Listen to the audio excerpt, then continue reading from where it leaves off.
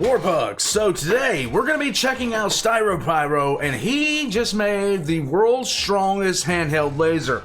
I have seen great things out of lasers in the past couple of weeks, particularly one thing that I want to sit there and actually take advantage of, and it is a mosquito defense laser system. It literally shoots mosquitoes out of the sky. Warpugs, we are only a short time away now, technologically speaking, from fighting the Tyranids on the field of battle. Warpugs, are you ready to face the Hermagons? I'm not. Nope.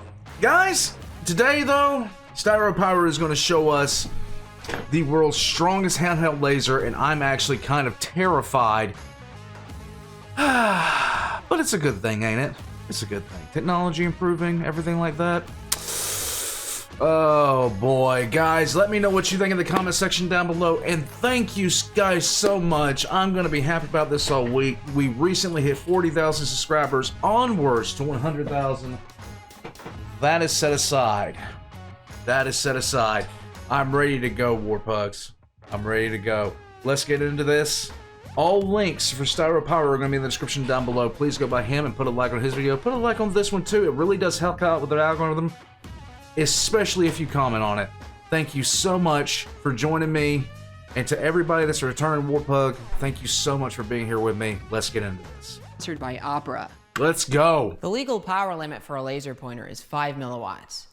Well, I think it would be funny to build one that's 50,000 times stronger than that. Yay! Now, I've showcased a lot of ridiculous portable lasers on this channel, but so far, none of them come close to that kind of power. Even my strongest laser, which was world record breaking when I built it, isn't even half of this level. Now, considering the advances in laser tech since I made this thing, I think it's time to build a laser pointer that just completely blows it out of the water. Why do I feel threatened right now? I don't know why, but him holding the thing so casually, I'm just saying. Now, I'll admit that more power isn't my only motivation here. This laser is horribly designed, and it is just plagued with issues. Okay. Not only do I want the next one to be stronger, but I want it to be good and packed with cool features. Like the last one, the heart of the new laser is going to be the best diode array that the Chinese black market has to offer. Hooray! What in the world? That looks so awesome. The kicker is that there have been 5 years of improvements on these things. The new arrays are stronger, brighter, and more efficient. They still carry the same dubiously legal charm as the last ones, though, as they still ship with scratched out part numbers, and the manufacturer still denies that they even exist. That's always a good sign. It lets you know that that they care. They 100% care about what you're getting.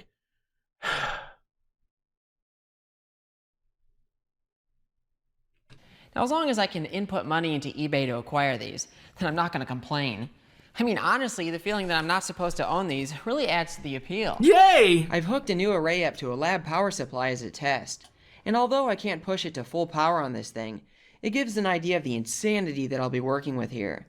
The array is the same physical size as my first one, but with more emitters packed in the same area, and according to the sketchy datasheet, it's rated for 161 watts of output power.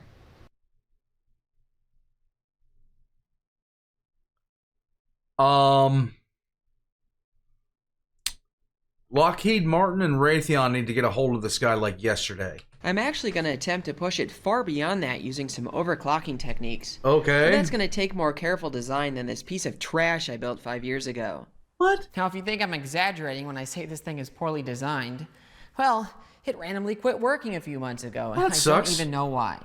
So let's open it up and see what's going on. Okay. Now, it definitely smells crispy under here. I don't actually see anything that's burnt up. Well, it looks like it's the batteries. They are completely fried. I wonder if the dead batteries has anything to do with how you have to smash these batteries into the laser. Seriously, they don't really fit in here. You have to crush the batteries. And yeah, if there's one thing that lithium batteries love, it's to get crushed like this. I'm mildly concerned already. I'm ready. Let's go. And the worst part is that because I didn't build a charger inside of this thing, you have to, take it apart every time and then crush the batteries again in like a slightly different configuration. Hey. Oh man. Come on. There's nothing that contributes to the long life of a product like continuously rearranging its insides. I'm very happy that this thing never operated in pipe bomb mode. The cooling in this thing sucks too because it's just this giant chunk of aluminum that doesn't have any real connection to the case there, so heat just builds up without anywhere to go. Okay. And then these laser drivers kind of suck too. I mean, if I would have used chips from the Sentry, they would be a lot more efficient than they are here. But you know what really cursed this project from the beginning? What? The very first sentence of the video. Hey everybody, it's the year 2020 and I want to celebrate. Now typically on this channel, I like really crazy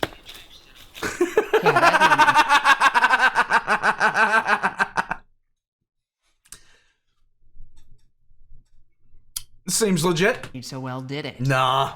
So this time, I'm not going to celebrate that it's 2025. Please don't. Instead, I'm going to celebrate the fact that my channel has now made it 18 years on this platform without getting banned. And yeah, it's not like I needed a reason to build a bigger laser. But if I'm going to correct the issues from the first video, I might as well be comprehensive. Why not? The one thing I did like about the first laser was the radar gun housing. So I bought another broken one on eBay. Okay. I took it apart and pulled out the cool old microwave circuitry, and then added my own control circuits, a charging port, and a bunch of switches. Sweet. Next, I picked up some batteries, and assembled a pack using a battery management board.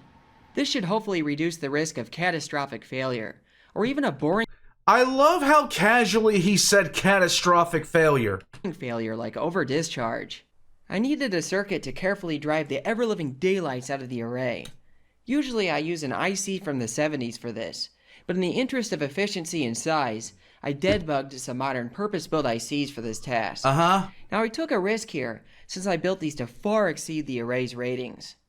This array is rated for 3.5 amps of drive power, so I decided that 4.7 would be a better number. Now yes, this carries the risk of destroying it early. However, with proper cooling, I think it should hold up. Yeah, why not? This will give up to 255 watts of output power, which obliterates the last one at 100. I also added a PWM feature to the driver for audio-visual effects. I first tested this feature on a weaker array, and it worked better than I expected.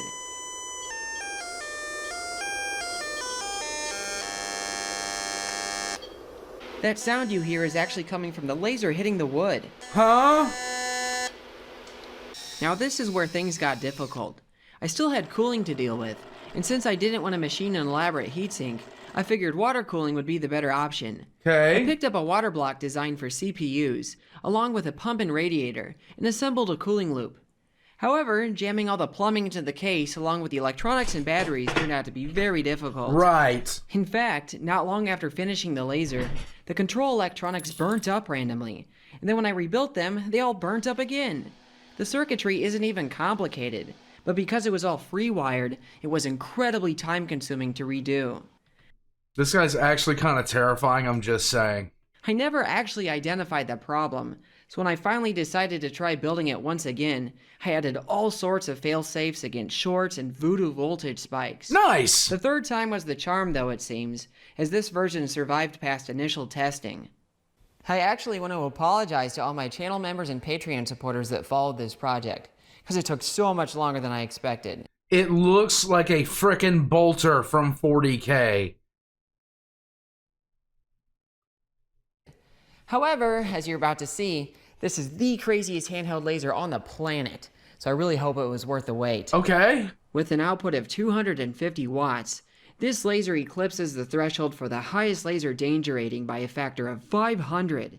That means that just 0.2% of the laser's power is already considered an instant blindness hazard, as well as a fire hazard. The luminosity of this laser is especially impressive as well, having more than quadruple the brightness of my 100-watt laser, as this one is a brighter sky blue color. It's funny because, even though I built this thing, part of me still finds it hard to believe that a device like this is even possible. Let me give you a quick rundown of the features of this laser. So this switch right here turns the whole thing on, and you can see the readouts there for the battery voltage and temperature. And these Oh yes, hey, yeah, Satan, okay, great. switches right here are what turn on the water pump and the cooling fans, Okay. which are impressively quiet, I have to say. Then the safety switch is right here, which of course arms the laser. Then these knobs right here control the PWM frequency and duty cycle. But for the time being, I'm just going to leave these maxed out. And then the trigger right here is what finally fires the laser. Pretty cool, right?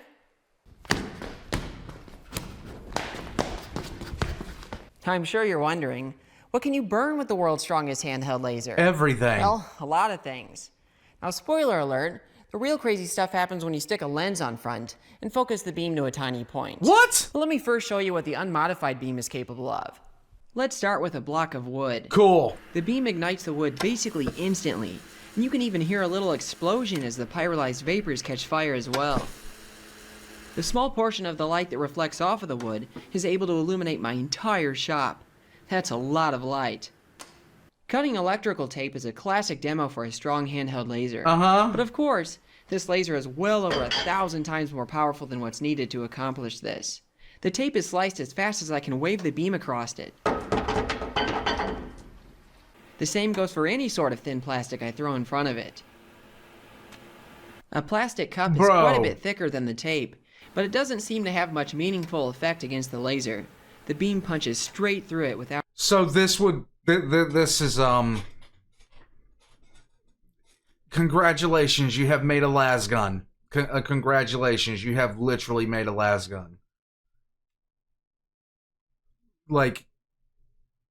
The future is now, Warpugs. My God. While we're doing classic experiments, let's pop some balloons. Yay!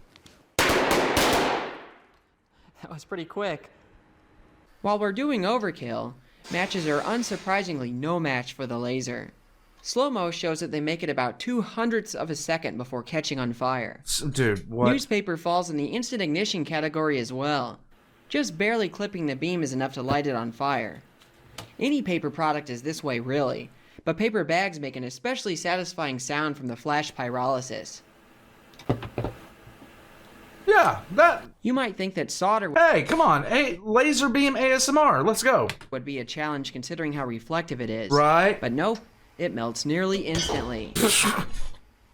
A CD was the first real challenge for the laser. Okay. Of course, it still caught on fire instantly, but it took a while for the beam to punch all the way through. Okay. I think the sooty flame in front was attenuating the beam before it could hit the plastic. Uh-huh. The end result was pretty neat, though. I briefly talked about the He wiped out AOL, that's okay. PWM feature, and I want to show you what this does when it comes to burning. By switching the laser at audio frequencies, the target actually makes sound as it vibrates from thermal expansion and contraction. In fact, this effect went far beyond my expectations, and now I'm wondering about the possibility of building a musical laser. Dude. Can you make it play Sandstorm? I'll have to save that for a different video, though. Alright, now it's time to actually test this laser's true destructive power. You don't need to do that. I'm gonna stick a big f-theta lens on front in order to concentrate the output to a point and maximize power density.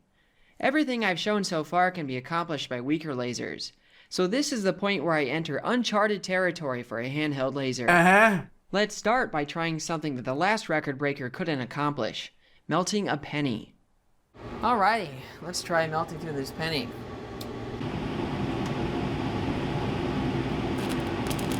It's on fire! What? Oh, that's crazy. I wasn't expecting it to burn. It burned the zinc inside. That's nuts. Uh-huh. Wow. It's hard to see the actual flame when there's so much blue light from the laser, but I did manage to repeat the effect and get a flame to sustain for a bit after turning it off. Uh-huh. And as a bonus, it left a bizarre frozen smoke remnant of zinc oxide. The fact that the laser... What is this? Oh my God! Yeah! Yeah, Mr. White Science! ...literally lit a penny on fire is an astonishing result to me. I've done all sorts of mad science experiments with pennies over the years. I've dissolved them in acid, treated them with cyanide, hit them with 1,000 amps, blasted them with other lasers, but none of those methods ever managed to light a penny on fire. Even torching a penny doesn't ignite it. Right. It simply melts it. I think the reason the laser can ignite pennies is due to extreme local heating. The zinc that's being exposed to the laser is likely reaching its boiling point faster than it can transfer heat to the rest of the penny. I have never... So, a fire involving... Oh my god, this is so wild. This is... Let's go, let's go. A jet of zinc vapor goes on to ignite on contact with air. At that point, the heat from combustion can sustain the flame for a bit even after the laser is removed. I think that explanation makes sense, at least. For the next experiment, let's see if the laser can make it all the way through an aluminum can. Let's go. I'm pretty sure this thing will burn through one side of the can, but to go all the way through, that's what I'm not quite so sure about. But, let's give it a go. Get this guy with Kentucky ballistics yesterday. Oh, you're kidding me! Just instantly. This thing keeps surprising me. That's insane. The last record breaker couldn't defeat an aluminum can either, so the increase in power is pretty obvious here. Let's see if the laser can open up this glass soda bottle. What could possibly go wrong? Oh my gosh! Wow! Oh my gosh!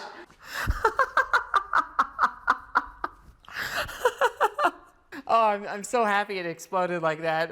Oh my gosh. I would love to see temperature readings from the inside of the bottle to see exactly how much temperature is rising and how quickly. That was... Okay, so the glass has to be breaking because of the just change in temperature so rapidly. It has to just destabilize the entire glass. I can't see. This is so ridiculous. It was like a glass balloon. That was fun. Let's pop another one for good measure.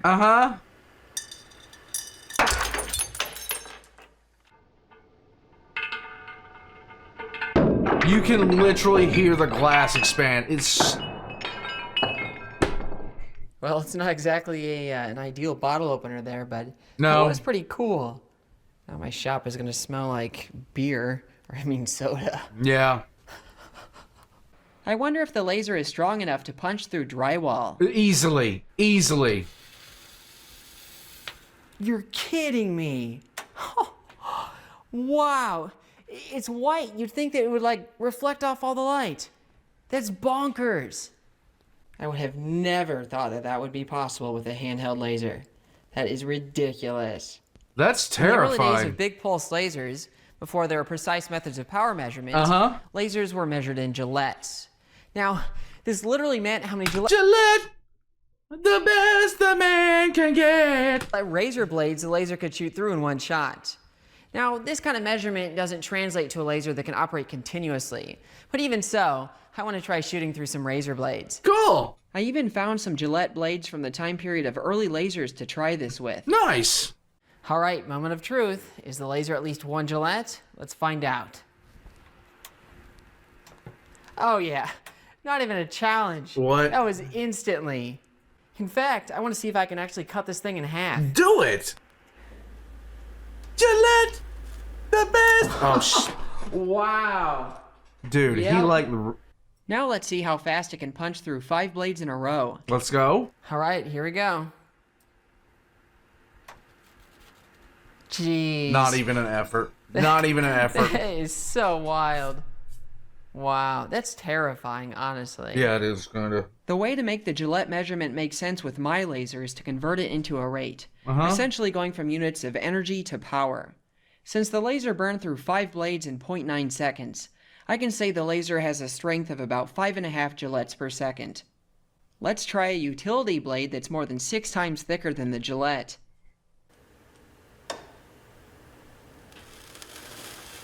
No problem there. Unreal. Unreal. Considering how fast the laser can melt holes in these razor blades, Now I'm going to try welding 2 of them together. Do it! All right, time to test out if it can, if this thing can weld. Just be flat out thermal welding. I can see it glowing and sparking. That's gonna be a good sign. That is just flat out thermal welding. Well, that is the entire he's using a laser to do just thermal welding, which it melted through. I don't know if I actually welded it. You did. But let's take a Good look game. there. Yes, it did. It Very actually nice. welded it. No way. Very nice. Look at that. It actually welded that. Now, if anything, I should have moved faster just because where I held it too long, it burned all the way through. That's nuts. But it legitimately is holding that together. That's nuts. Let's see if the laser can melt through copper wire. Of course it can. All right, here we go. He's just doing this stuff for fun now. Oh, it's melting. Taking longer than I thought. Yes. There you go. Well, there it is. Wow. Well, this thing's really going toe-to-toe with a microwave. I would have never guessed that. This seems like a stretch, but I'm going to try punching through this piece of titanium here. All right, let's see if this works. No way. Are you serious? What? It just shot through instantly. It shot a huge hole through it. Just instantly. That's insane. Now, titanium is not something that just melts easily. And as a demonstration, I have this torch here. So, I can hold this here all day. It's not gonna melt. This one's really surprising to me. I'm so glad he brought out the blowtorch, because I would not have known how to feel about this. Because that went straight through. It didn't even slow it down.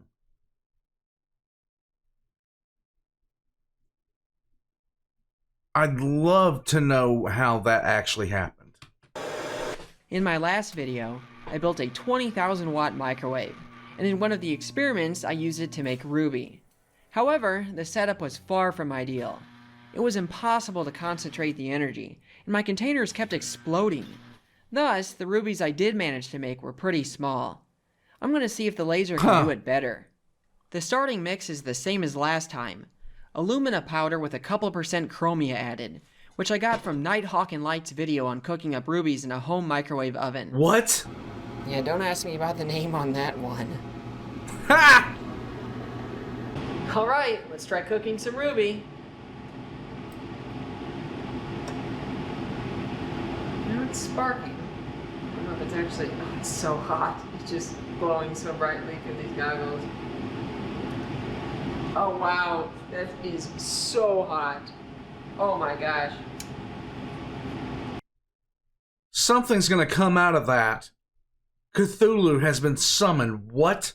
I had no idea it was like just melting it so well. It's crazy. I think I just made a huge ruby too.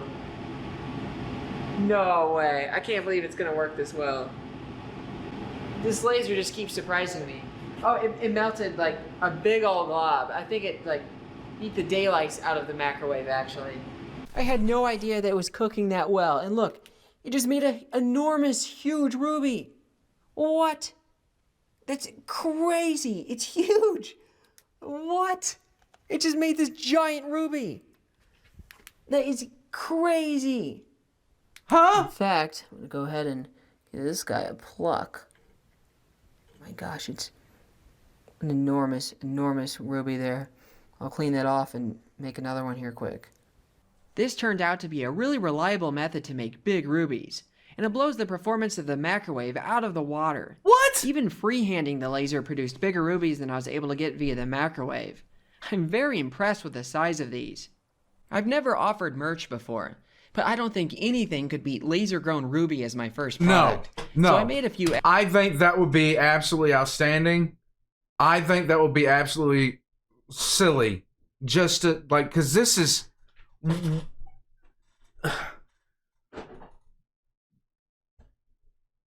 That is so cool. I can't help extra it. to offer my viewers. Check the link if you're interested. I'm curious whether white sand is reflective enough to resist melting in the laser beam. Okay. Oh yeah, just instantly melting. Oh my gosh, it's so bright. Even through these goggles. Oh yeah. Wow, look at that stuff glow. And it's white too, like you'd expect it to just reflect it all away. Oh but no, my god. it just melts straight through it. That's just bonkers, man. Considering how well everything else has worked, I'm going to try zapping tungsten wire. Now, as a reminder, tungsten has the highest melting point of the metallic elements. This is crazy that I'm even going to try this one. Oh my gosh. No way. Come on, so man. You've got to be kidding me. I don't know, man. I'm gonna have to get the focus better. Oh, it was close, but I think it was slightly out of focus. Uh-huh. So I'm gonna move this back just slightly and try it again. Alright, I think I have it lined up better this time. Let's go. Oh.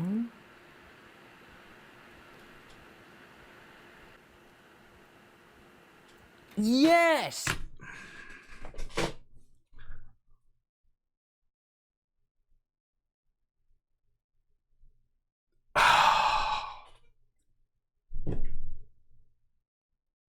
You're kidding me.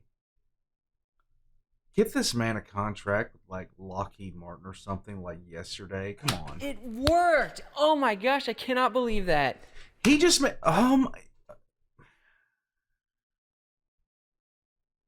he just made he literally has a laser weapon hand that can burn through tungsten wire. That is insane. I would have never expected this laser to go like toe to toe with a microwave. My goodness. That's crazy. It's crazy. The wire burned here instead of melted, but even so, that still takes some incredible temperatures. Right. The only other extreme material I can think to test the laser against is diamond, so I picked up some synthetic diamond stillays. I honestly don't know what to expect from these. So by some chance, can this thing burn through diamonds? Let's find out. I don't think that's possible. I don't think that's possible. Oh, they're burning. They're absolutely burning there. What? Oh, I think one just exploded. Oh, they're burning. They are absolutely burning there. Oh, I can't! Are you kidding me? I think one just exploded. Wow. It actually lit a diamond on fire. Wow. That's amazing. I guess it shouldn't be so surprising that diamonds burn, considering they're just carbon. Right. But it still takes a very hot temperature to ignite them, and they reflect a large portion of the laser light anyway. In fact, the diamond reflections are particularly scary, since the crystals reflect intact portions of the beam and result in a terrifying disco ball of insta-blindness. My goggles protect my eyes just fine, but I'm glad none of the beamlets hit my cameras, as I'd hate to destroy all my cameras again. Oh, that's interesting. You'd hate to destroy all your cameras, guy. I think, considering how much fun you're having with this, I don't think you'd have a problem with that. Changed allotropes there. It turned to like amorphous carbon there in the center, and you can still see some, unlazed diamonds there on the side. Oh, that's weird. That must have got really hot. I could see some of them burning too. I could see the sparks flying out. But yeah, it changed the allotrope. Lithium coin cells aren't exactly as tough as diamonds, but they turned out to be a lot of fun to zap. Ah, here we go. Their metallic lithium content makes them quite pyrotechnic when they fail. Uh-huh. Heck. Interestingly, the effect depends on which side is hit by the laser. Blazing the positive side is what gives a rocket-like effect, with flames colored red from lithium's atomic emission spectrum. Hitting the negative side is what makes them pop more violently. Heck.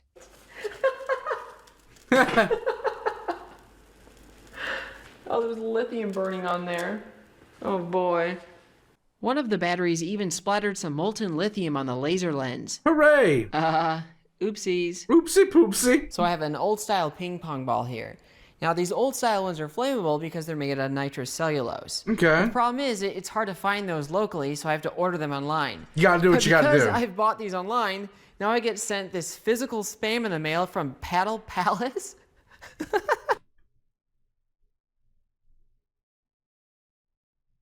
Some of you thought it.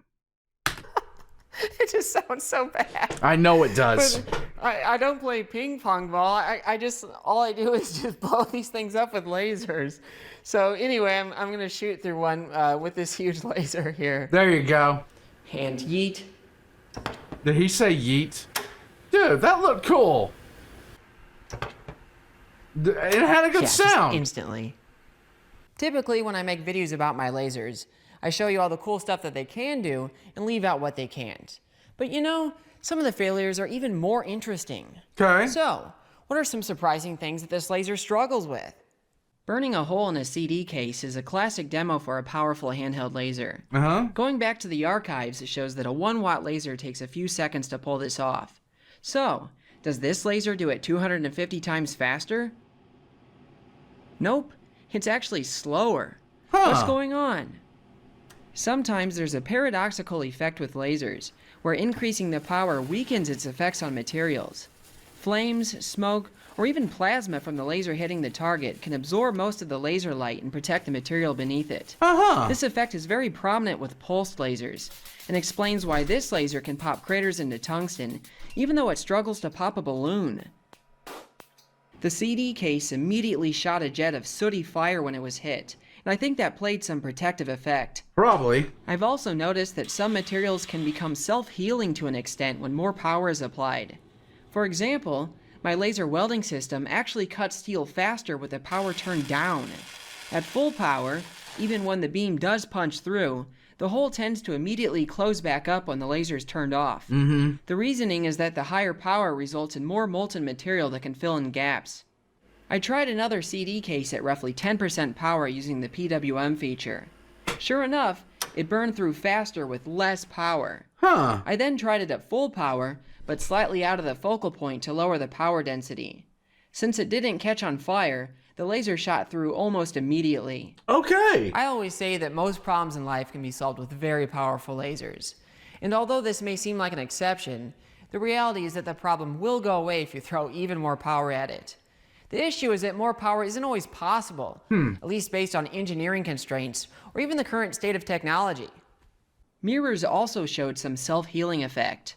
Ironically, it was the shiny part that burned, while the glass simply melted and prevented total burn-through. Another surprisingly difficult task for the laser is igniting flammable liquids. Okay. For example, I've got this glass of butane here and... Okay. I'd love to hear him explain this because this is honestly the thing that I wouldn't even expect him to try because I thought it would be too obvious that of course it would ignite it. But if it doesn't do that, why not? Oh, look how angry that is. They're just like boiling away. Just the tiniest little spark is all it takes to turn this thing into a fireball. So, what happens if I shine the laser at it? Absolutely nothing. The thing about flammable liquids is that it's really their vapors that ignite. It's easy to imagine a laser as just a long-distance torch, but unlike a flame, the energy from a laser has to be converted to heat via absorption by a material. The problem with vapors is since they're transparent, they don't absorb light and thus they don't heat up. You can get around this with a laser many thousands of times more powerful, as at that point you can initiate a spark via the electric field. But for a laser like this, I have to cheat and add something else to burn that can then go on to ignite the liquid.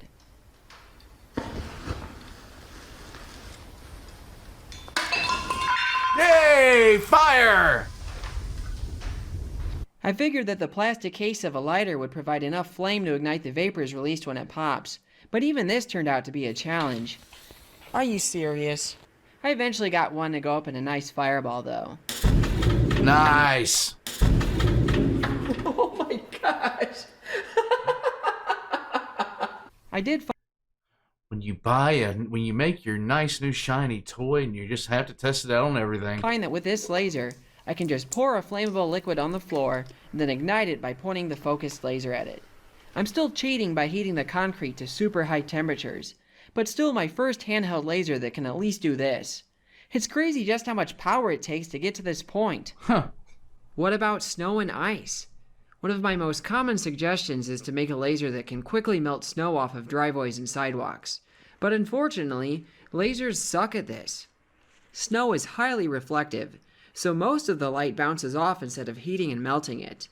The bigger reason, though, is that ice takes an enormous amount of energy to melt. Water is incredibly stubborn thermally, and in order to get it to change phases or even temperature, you have to dump in a ton of energy. I'm telling you what, I sometimes, for no apparent reason, I get worried about the A's.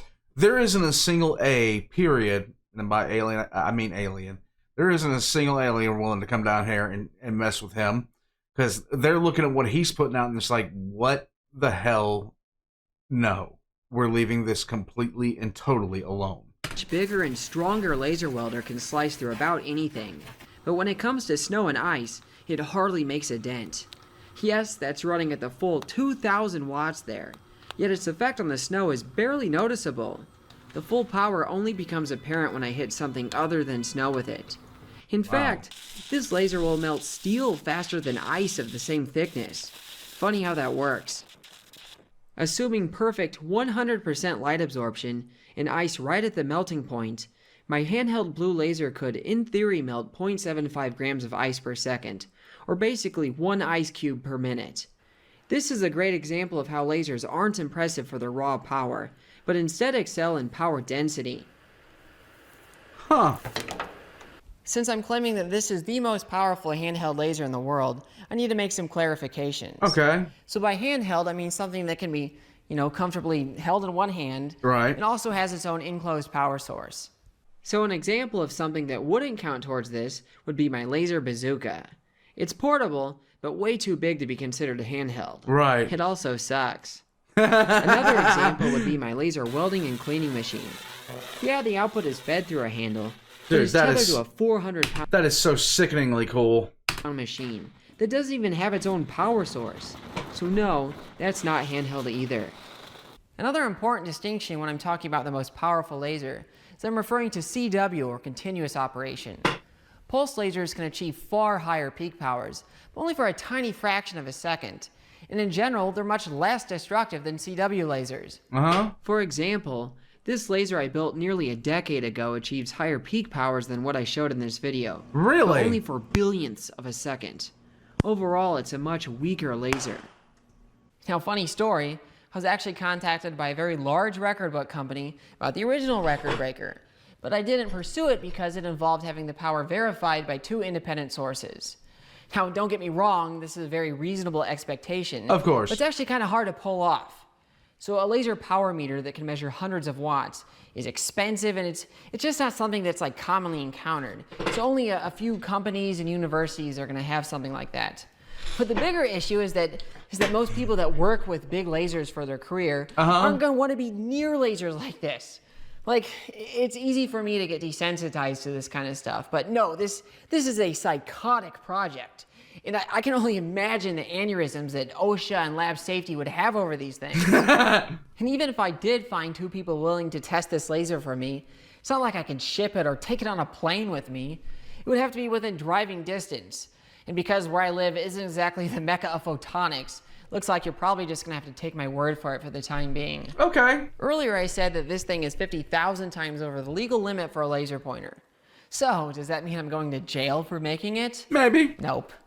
So the cool thing about US laser law is that limit only applies to the sale and import. Oh. So there's nothing stopping me from making death rays in the comfort of my own home. Yay! Of course I can't go out and sell this thing or play with it in a park, but I can show it off on a YouTube video. One additional point I should add is that the US laser pointer limit of 5 milliwatts is actually quite lax compared to the rest of the world. Canada, Australia, and most of Europe set the limit to 1 milliwatt. So if you're in one of those places, My laser is actually 250,000 times stronger than anything you can buy. Now personally, I think 1 milliwatt is too restrictive, since that's hard to see in a well-lit room. Besides, even at 5 milliwatts, the data shows that our blink reflex is fast enough to prevent eye damage from a direct hit. One final point I want to cover is safety. So my more recent videos have dealt with projects so extreme that I haven't even bothered with the whole don't try this at home bit, just because honestly, this kind of stuff is beyond what can be replicated without specialized tools or equipment. Yeah. And yes, this laser is so far off the laser danger rating scale that its eye hazards are incomprehensible. However, that's not what I want to talk about with this bit. Okay. I want to talk about handheld lasers that you can buy online. If you have a laser that looks like any of these, chances are that it's quite a bit over the legal power limit and can cause permanent eye damage from even an indirect reflection. A laser doesn't have to be record-breaking to obliterate your retinas if misused. Right. I realize this warning may seem ironic coming from me, but laser eye injuries are unfortunately very common today.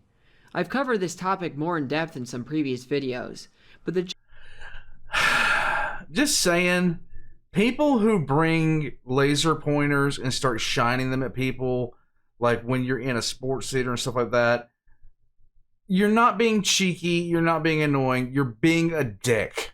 Just is, tread very carefully with lasers bought online.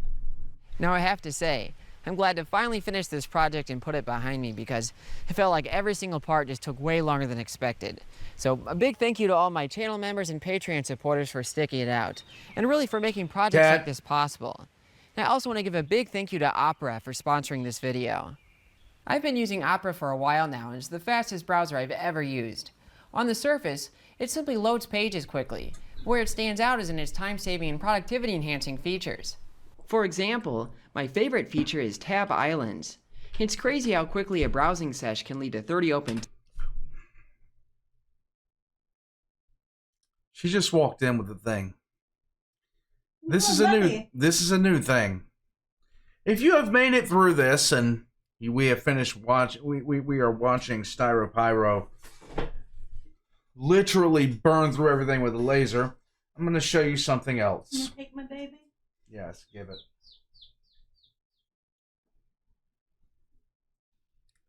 This is a turkey.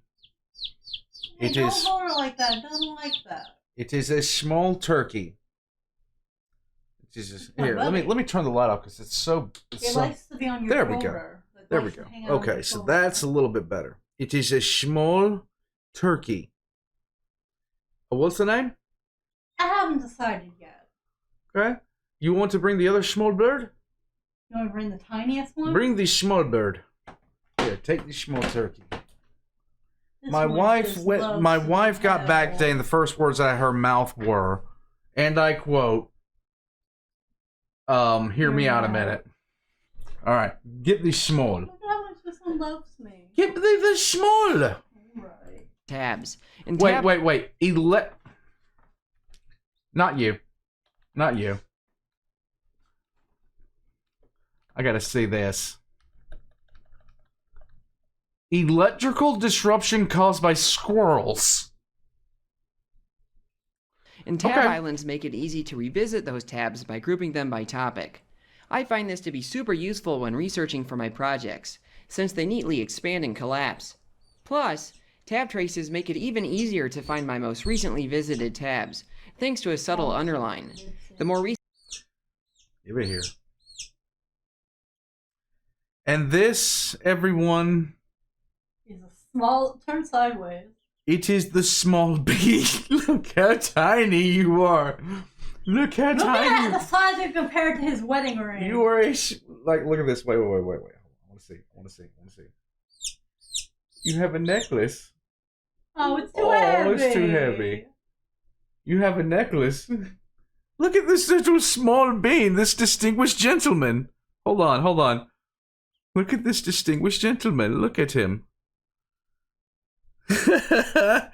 It is small. He is a phantom.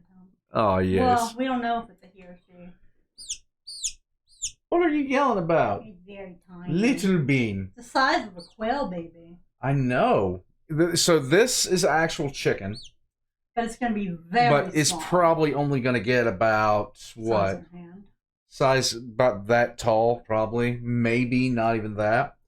But we have decided to call it... So, what are we calling this one? You said little bit. Oh, wee one. Oh, wee one. This is wee one. He is the wee. I'm hoping you're a rooster because I want to call you the wee. We already have a bantam rooster. You call him Napoleon. I want the bantam rooster. I want to call this... Look at the coloration, though. Check him out. Female can be called the wee, too. Huh. Look at the coloration. Very pretty. Yeah. I got two. The other one has a little bit different color. And here's the thing. Look at the feathers, too. The feathers, too. Look at that. Check that out. That is actually... already old enough to have full... Here, This I can is tell you actual... right now if this is a male or female. Hold on. Okay. This is... See, this isn't chick fluff. This is actual... Feathers. The beginnings of feathers. So this thing is not going to get a lot bigger. No, it's going to get about as big as your hand. You little bean. You little bean. Okay. Look how tiny. Oh my God. It's a male or female real quick. Here, I gotta finish this. Leave the bean alone. This is a male. Leave the bean alone. He's a bean. Leave him alone. Okay, I'm gonna finish this. Give me the bean. Give me the bean. He's watching. Put it on your shoulder. He's watching YouTube with me. Put it on your shoulder. He's watching YouTube with me. You'll be my shoulder bean. Come here, bean. There. Me? Thanks for There, being bean. What? He is a He's a bean. bean. Because he's a bean. He's a little bean. Let's The go. size of a bean. Oh no, he's a lima. He's a bean. Jelly bean. Yes. Yes.